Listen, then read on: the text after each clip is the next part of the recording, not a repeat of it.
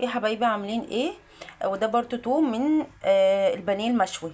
تبلناه معاكم. هنا هنسووه واوريكم هيطلع شكله عامل ازاي. هنا حطينا الجريل على النار وحطينا فيه حته زبده، ويلا نقول بسم الله. بصوا يا بنات، هنا لازم الجريل يسخن قوي، وهننزل فيه اول حته بانيه ونقول بسم الله. لازم تسمعوا بنات الصوت ده، بسم الله بالمنظر ده كده. هننزل كل كميه البانيه بتاعتنا. بصوا يا بنات بالمنظر ده. صلوا على النبي يا جماعه، بسم الله ما شاء الله، الله اكبر.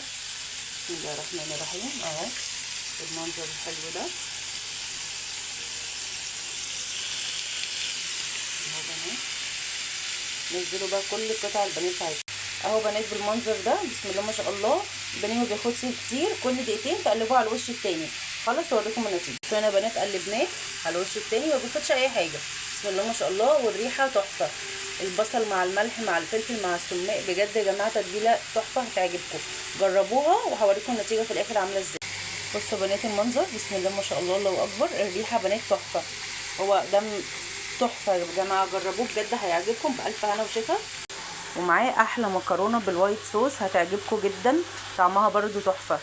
وبالف هنا وشفا على قلبكم. ما تنسوش تشاركوا في القناه وتصلوا على النبي. شكرا لكم.